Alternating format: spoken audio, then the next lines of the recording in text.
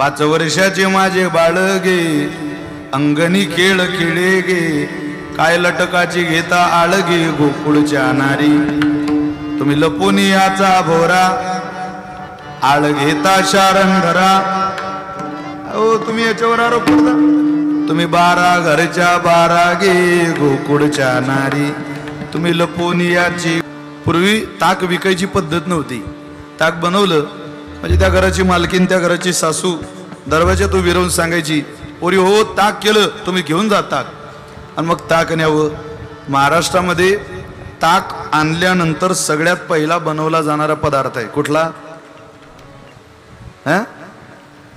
तर ताक तुम्ही घरी आणलं काय बनवता तुम्ही कढी सगळ्यांच्या आवडीचीच आहे ना असं काय कढीच बनवतात त्या मधुमंगलाच्या आईनं सुद्धा कढी बनवली काही काही महिलांच्या हाताला स्वयंपाकाची चव असते आता फेसबुकला युट्यूबला हिंग मिरची आलं हे बघून कधी तिला स्वयंपाक यायचा स्वयंपाक शिकायला आईजवळ बसावं लागतं डोळ्यात धूळ जाऊ द्यावा लागतो ठसका बसू द्यावा लागतो या सगळ्या कृत्या आल्या तेव्हा स्वयंपाकात चव उतरवता येते आपला तर दावा आहे जुन्या महिलांच्या हाताला अजून सुद्धा चव आहे त्या पाण्याची फोडली दिली तरी जेवण करावं वाटतं हिला सगळे पदार्थ आणून द्या पण तिच्याकडून ते शक्य होत नाही त्या मधुमंगलाच्या आईनं कढी बनवली सुगंध सुटला शेवटी आईच्या हातची कढी आहे 5 स्टार हॉटेलमध्ये जेवणाचा आनंद वेगळा आहे आणि 1 वाजेला रात्री घरी आल्यानंतर भुकेला लेकराचा चेहरा पाहिल्यानंतर जर्मनच्या पातेल्यात बनवलेलं पिठलं अन्न बनवलेली तांदळाची भाकरी आईच्या हातची खाण्यात जो आनंद आहे तो 5 स्टार हॉटेलच्या जेवणात असूच शकत नाही याचा दावा मी करू शकतो कारण आई स्वयंपाक नाही बनवत आपल्या अंतःकरणातलं प्रेमच त्या भाकरीत घालते इतकं जिव्हाळ्यानं आपुलकीनं माता भगिनी स्वयंपाक बनवतात कढी बनवली आणि कढीचा सुगंध सुटला आता सुगंध सुटल्यावर मग काय सगळी मुलं धावत आली आई कढी हो बसा वाटी वाटी कढी दिली पोरांना त्यात मधुमंगलाने वाटीभर कढी घेतली आता छोटीशी वाटी छोटासा मधुमंगल यानं ती वाटी उचलली आणि ओठाला लावली एक घोट कढीचा मुखातून पोटात जाता बरोबर मनातली भावना यथा देहे तथा देवे जे या देहाला लागतं ते देवाला दिलं पाहिजे चिंतनाने इतकी तद्रुपता झाली होती परमात्म्याशी एकरूप झाले होते की जे देहाला लागतं ते भगवंताला दिलं पाहिजे अहो मी एक पश्चिम महाराष्ट्रामध्ये आपल्या उत्तर भारतामध्ये साधू पाहिला जो डॉक्टरांनी दिलेली शुगरची गोळी सुद्धा नैवेद्य म्हणून देवाला दाखवतो आणि नंतर स्वतः घेतो काय प्रेम असेल देवावर शुगरची गोळी एक देवाला आणि दुसरी त्यांना जे मला लागतंय जे माझ्या पोटात जातंय ते माझ्या परमात्म्याला सुद्धा दिलं पाहिजे ही त्यांची भावना आहे मधुमंगलाने एक घोट कढीचा घेता बरोबर लक्षात आलं ही कढी भगवंताला सुद्धा आवडते पण ही निवू देणार नाही आईला माहिती हा त्याच्या नादाला लागलाय मधुमंगल म्हणतो आई बाहेर पिऊ का ही कढी पाऊस चालू आहे जर आनंद घेता येईल मला कढीचा आई म्हटली मधुमंगल खबरदार कढी तर संप मला रिकामी वाटी पाहिजे रिकामी वाटी पाहिजे म्हणता बरोबर मधुमंगलाच्या लक्षात आलं अरे हिला कढीशी काही घेणं नाही हिला वाटीशी काम वाटी खाली करायला काय लागतंय त्यानं ती वाटी उचलली घोडभर आत गेली होती घोडभर वाटीत राहिली होती तो राहिलेला कढीतला त्या वाटीतला कढीचा एक घोट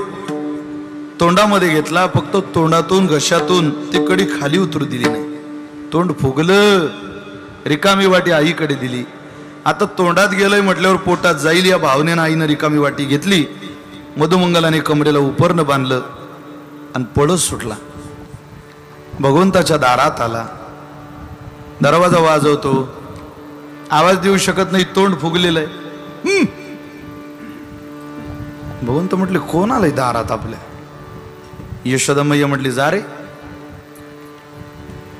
दरवाजा उघडला हा मधुमंगल होता काय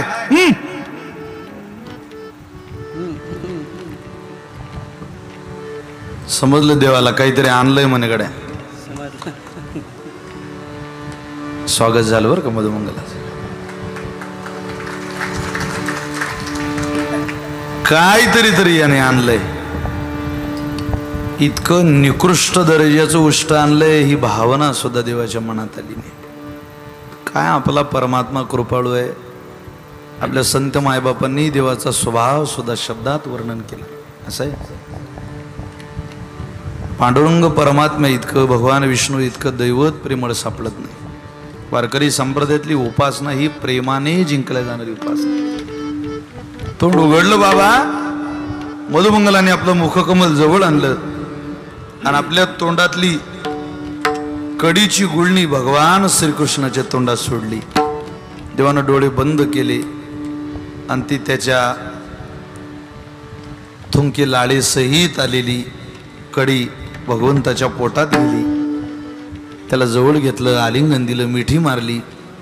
नाथ महाराज वर्णन करतात, काय भक्ती केली गोपाळी, काय ती सोळी की ओवळी, त्यांचे उच्चिष्ट मी कवळगिडी, प्रेम सम्मेडी डुलत. कडी जण बोलायचे, जिजाबाई तुम्ही काही प्रपंच करता करतच नाही, तुम्हाला माझी दयाच नाही. शहाजी काय श्रीजला घर सांभाळण्याची खूप मोठी प्रयत्नाची पराकाष्ठा करावी लागते आणि त्यामध्ये जर नवऱ्याचं सहकार्य नसेल तर साहजिक बाईला त्रास होणं. ज्या वेळेला जिजाबाई भांडायला लागायच्या, जनाबाईनं या तुकोबाऱ्यांनी निघून जायचं, थांबायचं नाही घरात. निघून गेल्यानंतर घरात थांबू नये, जायचं कुठं, भंडाऱ्यावर तरी जायचं, भामचंद्रावर तरी जायचं. एकदा तुकोबारे घराच्या बाहेर पडले, 10 दिवस झाले घरी आले नाही. जिजाबाईला काळजी वाटायला लागली. आपण बोललो भावणीच्या भरात, काय यांना राग आला की काय, आज 10 दिवस झाले घरात येत नाही, त्यात पिठाचा कण नाही, काही कुठलंही पीठ नाही, स्वयंपाक बनवण्याची व्यवस्था नाही, काय करावं. शेवटी एक दिवस 11वा दिवस निघाला आणि पहाटे मंगल वेळेला तुकोबारींचा काकळा कानावर ऐकायला आला. शेजारी सांगायला आली, जीजे काय हो, तुला ऐकायला येत नाही का ग? काय? अगं तुकोबारींचा काकडा चालू आहे. जा जीजी, तू तुकोबाऱ्यांना शोधायला गेली ना? जाऊन आले म्हणे. मी भामचंद्रावर गेले, गोराड्यावर गेले, भंडाऱ्यावर गेले, पण आजचा आवाज तुकोबारींचा भंडाऱ्या डोंगरावरूनच आहे. जातेस? हां हां जाईन मी. जिजाबाई निघाल्या, पण भाकरी बनवून निघाल्या. थंडगार पाण्याचं मडकं घेतलं, गरम गरम भाकरी बनवल्या, कांबीच्या टोपलीमध्ये भाकरी ठेवल्या आणि भंडाऱ्याची वाट चढायला लागल्या. ती वाट चढता चढता आता पायात चप्पल नाही, अनवानी निघालेली आहे जिजाबाई. पायात काटा मोडला जिजाबाईच्या. जसा पायात भंडाऱ्याच्या वाटेत काटा गेला, आई ग म्हणून जिजाबाई खाली बसले. पाहिलं तर काटा खूप मध्ये गेलाय, ओढताय त्याला, निघत नाही. रडायला लागल्या. नवरा उपवाशी आहे. अगोदरच भांडणातून थोडासा राग तुकोबाऱ्यांना आलेला आहे, त्यांना शांत करणं गरजेचं आहे. 11वा दिवस निघाला, भजन त्यात. कसं झालं असेल शरीर, मनामध्ये खूप प्रेम. पारमार्थ करताना तुकोबाऱ्यांनी कसा करावा हे तर शिकवलंच, पण एखाद्याच्या पत्नीनं मालकावर किती प्रेम करावं हे जिजाबाईनं शिकवलं महाराज. आपण ते प्रमाण म्हणू नये, बरे झाले देवा बाईला करकशा होती ती. महाराष्ट्रात 2 जिजाऊ झाल्या, दोघींचे कार्य बहुमोलाचं आहे. एकीनं धर्माच्या रक्षणाकरता छत्रपती दिले आणि दुसरीनं वारकरी संप्रदायाचा कळस उभारण्याकरता तुकोबाराय दिले. दोघींचे कार्य बहुमोलाचं आहे, कोणी बरोबरी करू शकत नाही त्यांच्या प्रेमाची. भंडाऱ्याच्या वाटेत कोण येणार आहे माझा काटा काढायला? एका पायावर उभ्या राहिल्या जिजाबाई. कोणी दिसतंय का? दूरवर नजर गेली. खांद्यावर गोंगळ आहे, हातामध्ये काठी, काठीला शिदोरी बांधलेली, गुडघ्यापर्यंत पिवळा पितांबर नेसलेला आहे. दूरवर दिसलेल्या गुराख्याला आवाज दिला जिजाबाईने, ओ गुराखी दादा, अरे ये इकडे. कोणीतरी आवाज देतंय, गेलं पाहिजे. गुराखी आला आणि पाहिलं जिजाबाईला. काय माई, काटा काढता येतो का? चांगल्यांचा काढलाय. बोलायला जरा चाबरा दिसतो. खरं सांग, काटा काढता येतो का? काढता येतो. बस खाली. माझ्या पायातला काटा पटकन काढ. पाय पुढं केला. काटा काढण्याची पद्धत अशी, वावंजेकर ज्याला काटा काढायचा आहे त्यानं आपला पाय मांडीवर घेतला पाहिजे. तसा काटा नाही काढता येत. जिजाबाईचा पाय गोरख्यानं मांडीवर घेतला. पातळ फाटलेलं होतं. श्री महाराष्ट्रातली 16व्या शतकातली लज्जा हा धर्म खूप स्त्रियांनी पाळला. हात ठेवायच्या फाटलेल्या पातळावर. गुराख्याने आवाज दिला, आई मी काढतोय ना काटा. आई म्हणता बरोबर मातृत्व जागा झालं. आपलं लेकरू काटा काढायला आलं याचं भान, याचा एक वेगळं स्थैर्य अंतःकरणात प्रस्थापित झालं. डोळे बंद करा, तुम्हाला त्रास नाही होऊ देणार काटा काढताना. डोळे बंद केले. आता काटा काढायला तो दिसला पाहिजे. बोट सोडलं पायाला आणि ती जिभेला लावलं. समाधान नाही झालं, कारण बोटाला थोडीच माती होती. पाय उचलला जिजाबाईचा. हे मुखकमल जवळ नेलं जिजाबाईच्या पायाच्या, आणि ही जीभ जिजाबाईच्या पायाला लावली. चाटून दिसल काटा एवढा पाय स्वच्छ केला. आता काटा काट्याने निघत नाही, काटा हाताने निघत नाही. काटा दातात धरला, काटा काढला. काटा काढल्यावर काय येतो? रक्त. रक्ताचा रंग आहे लाल. ऐका एलिमेंटरी टीडी फाउंडेशन रंगसंगती, आध्यात्मिक रंगसंगती आणि एलिमेंटरीची रंगसंगती. लाल रंगाचं रक्त ज्या वेळेला बाहेर येत आहे त्यावेळेला गुराख्यानं आपल्या पितांबराची चिंधी काढली आणि जिजाबाईच्या पायाला बांधली. येलो प्लस रेड, लाल रंग अधिक पिवळा रंग ज्या वेळेला एकत्रित येतो ना वावंजेकर, त्यावेळेला एकच रंग तयार होतो, तो त्यागाचं प्रतीक असलेला भगवा. भगवा रंग तयार झाला. आणि तो भगवा रंग जिजाबाईला शिकवत होता, जिजाबाई माझ्याकडे या तुम्ही आता हे सारं सोडून. जितकी मी तुकोबारींची वाट पाहतो तितकी तुमची सुद्धा वाट पाहतोय हो, तुम्ही या. तो रंग जणू बोलत होता जिजाबाई सोबत. फार चांगला काटा काढला रे. काय रे तुझं नाव? माझं नाव इठ्या. जिजाबाई म्हटली तुझं नाव सुद्धा ते जे मला आवडत नाही, मला आवडत नाही ते. खूप छान काटा काढला. काय छान काटा काढला, काटा काढला करते. अगं दे ना मला काहीतरी. काय देऊ बाबा तुला, माझ्याजवळ काय आहे? याची नजर होती कशाकडे?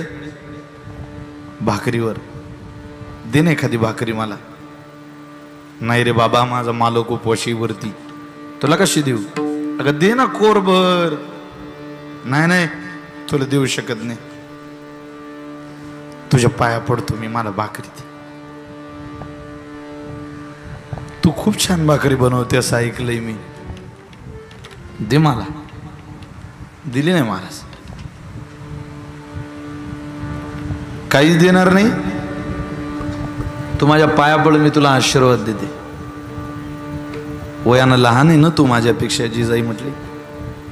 पाया पडला, दिला आशीर्वाद.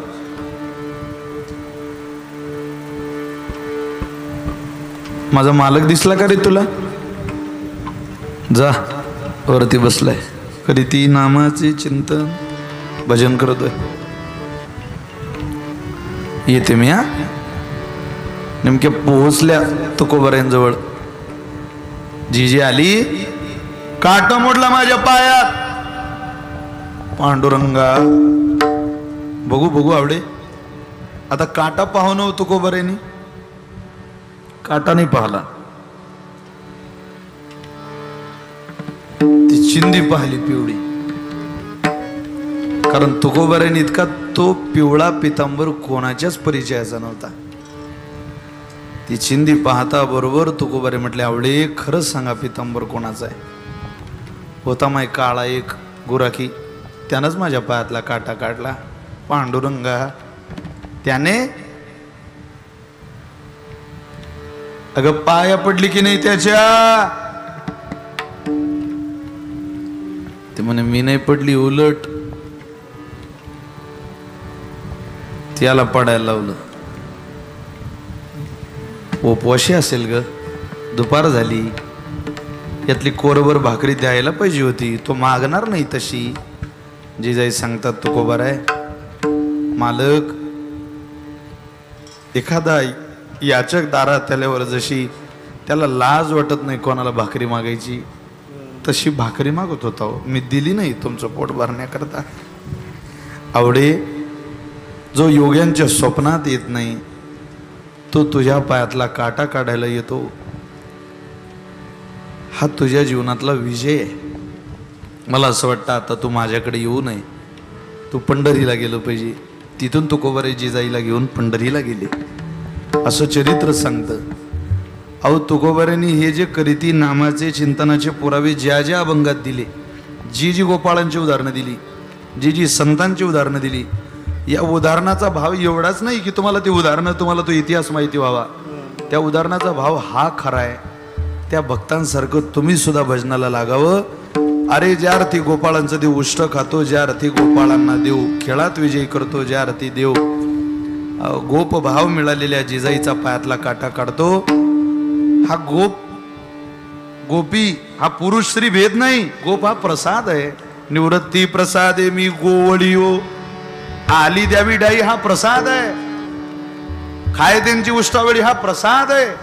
हा प्रसाद तुम्हाला अनुभवायचा असेल तर तुम्ही या अभंगाचं सूत्र सांभाळा. काय ध्यान करणारे गोपाळ, त्या ध्यानामुळे आणि त्या नामामुळे दोन गोष्टीच्या आधारावर त्या गोपाळांना हे वैभव प्राप्त झालं.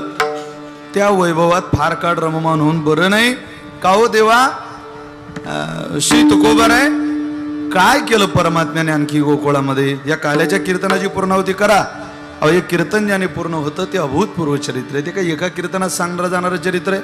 गोकुळामध्ये देवानं काय केलं. अहो त्या गोकुळामध्ये देवानं शौर्य केलं, शौर्य केलं. शौर्य कोणतं केलं. लहानपणामध्ये पुतना असेल, महाबळ भट्ट असेल, तृणाव्रत असेल, शक्टासुर असेल, आपल्याला कथेमध्ये विस्ताराने त्याचं चिंतन सांगितलेलं आहे. हे सगळी देवानं मारली, हे शौर्य आहे. पण सगळ्यात मोठं प्रेमळ कार्य देवानं केलं ते शौर्य. कशाचं. कुलोपमायेचे तोडिले, कवाड भ्रांतीचे उघडिले. देवानं दयादुधाची चोरी केली, मायेचं कुलूप तोडलं, भ्रांतीचं कवाड उघडलं भगवत भक्ता करता. पण त्या भ्रांतीच्या कवाडात आणि मायेच्या कुलपात देवाची बदनामी सुद्धा झाली. कशी झाली. अहो देवाच्या दारावर यायला लागल्या गाराने सांगायला. गवळणी किती गाराने, इतकी गाराने की त्याचं एक स्वतंत्र गाराण्यांची आपल्याला मालिका करता येईल आणि आयुष्यभर देवाची गाराने वाचून वाचून आपला उद्धार करून घेता येईल, इतक्या गाराने सांगणाऱ्या गवळणी आहेत. पण आम्हाला सांगा ना काहीतरी.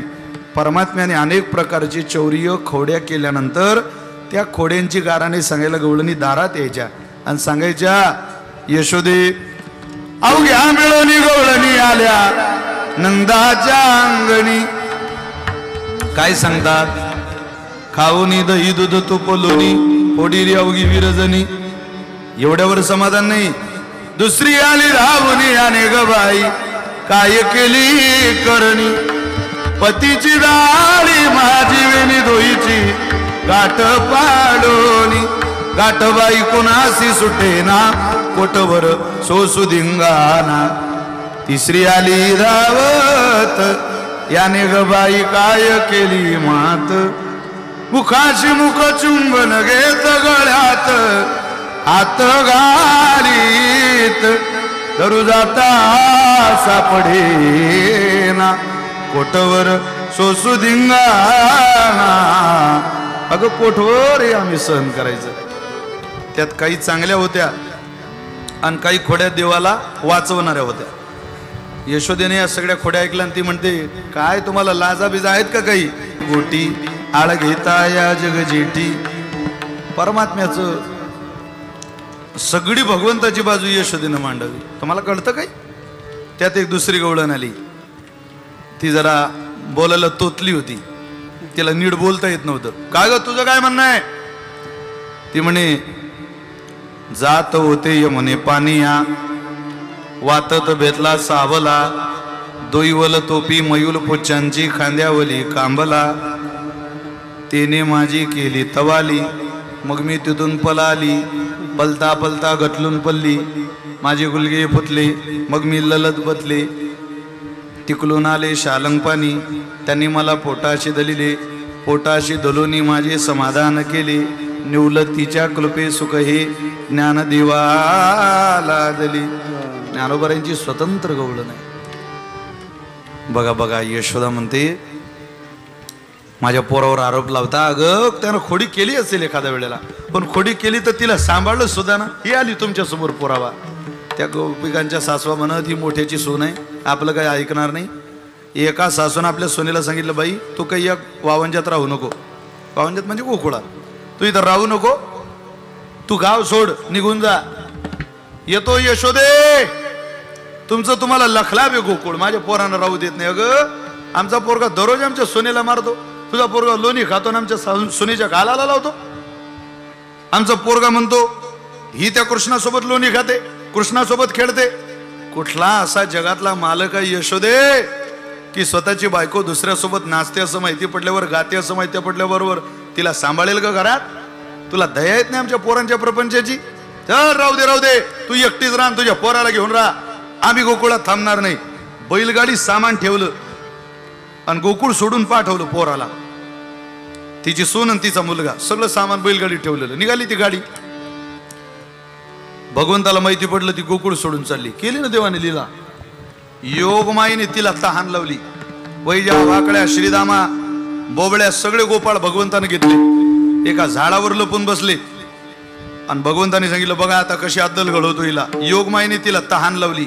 तहान लागल्याबरोबर ती नवऱ्याला म्हणते, अहो मला पाणी घेऊन या, घशाला कोरड पडली.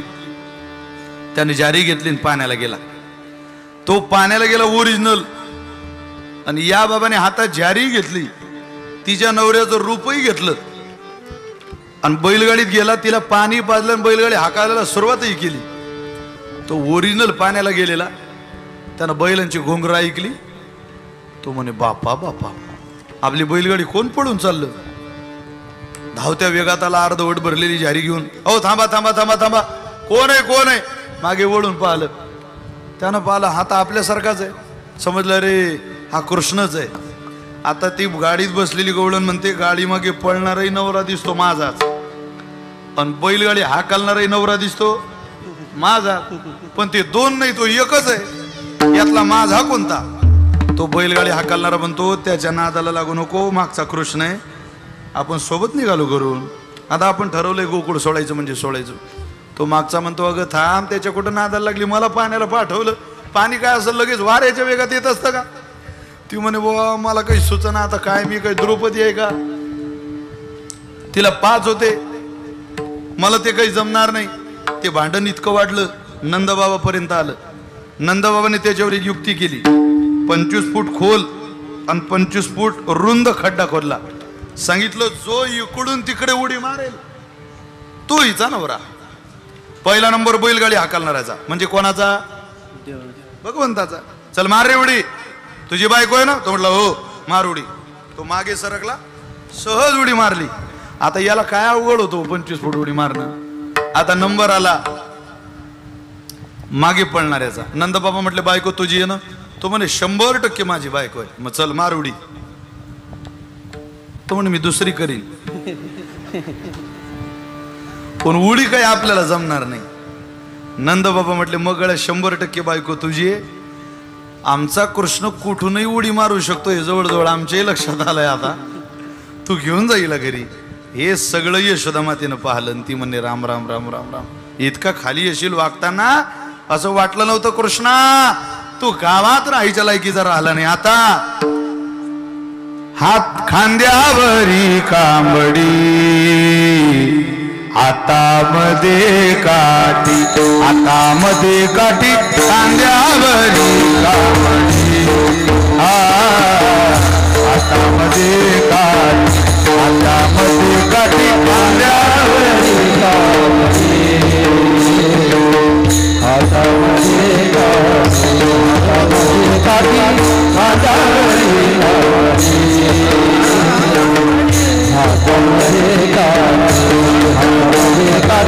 चारित सरेनु, चारित सरेनु, चारित सरेनु, सावळा सावळा जग देखी, राधे राधे राधे राधे.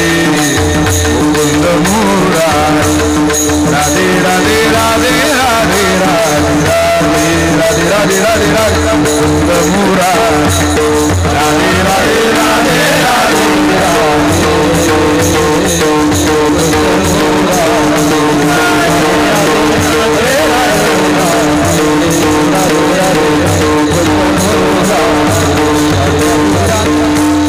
पावा गोंगडी घेऊन पायी संगे घेऊन ओ बाळगाई वृंदावनी आले नवलाई वेणू वाजविला सुस्वरे बाई ओ बाई ओ बाई पावा गोंगडी घेऊन पायी पावा अवघ्या हरपल्या देवभाव जन्म मरणाचा पुसियला ठाव वृत्ती स्वानंद मुरली पहावो सेना म्हणे भाग्य उदयो उदयो उदयो पावा गोंगडी घेऊन पाय अहो खेळ चाललेले त्या वृंदावनात कुठले कुठले खेळ अबक दुबक तिबक पोरा त्रिगुण खेळ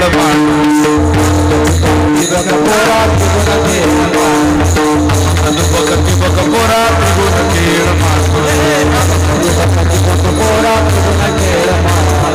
खेळू विठू दांडू पोरा खेळू विठू दांडू पोरा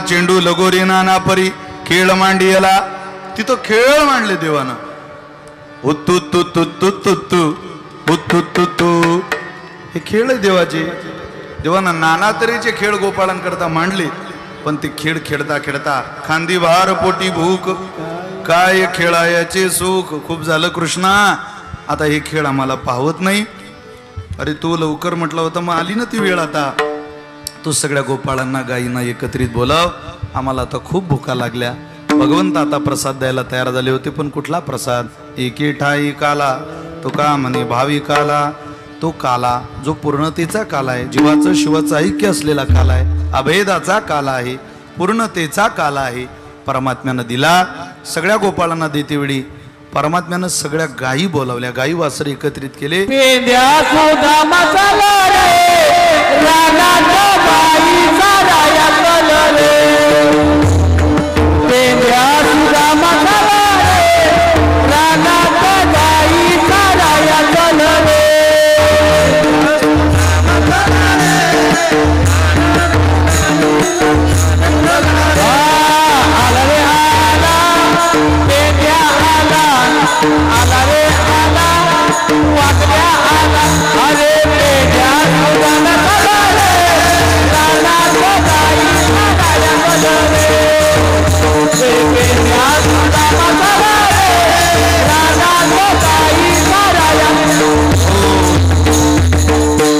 सगळ्या गायी एकत्रित केल्या गोलाकार कृतीमध्ये गायींचा वेढा केला मध्ये कोणी शिरू नये सगळ्या गोपाळांना बसवलं सगळ्या गोपाळांच्या शिदोऱ्या परमात्म्याने मोकळ्या सोडल्या आणि स्वतःची शिदोरी त्या गोपाळांच्या शिदोरीमध्ये घातली एकच आवाज दिला झाली आता वेळ म्हणती आना शिदोऱ्या काम सारोनी सकळ आले अवघे गोपाळ झाली आता वेळ म्हणती आना शिदोऱ्या कोण प्रसाद देत आहे भानुदास गीती गात प्रसाद देतो पंढरीनाथ वाटी आपुल्या निज हस्ते पर स्वतः भगवंत काल्याचा प्रसाद द्यायला तयार झाले तोच प्रसाद जो काला परमात्म्याने वाळवंटात केला, जो काला वृंदावनात केला, जो काला संतांनी केला, तोच काला या वावंजेमध्ये आपण सगळे संतांच्या जयघोषामध्ये पूर्णतेला नेऊन या आणि या काल्याच्या कीर्तनाची सेवा पूर्णतेला भगवंताच्या चरणी समर्पित करूया.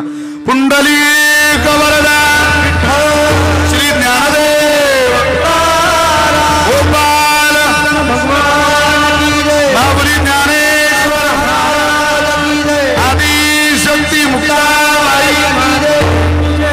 आज काला आपल्याला सगळ्यांना मिळावा आणि या काल्यातून आपल्या जीवनातले दोष, आपल्या जीवनातलं ज्ञान, आपल्या जीवनातली कामना, आपल्या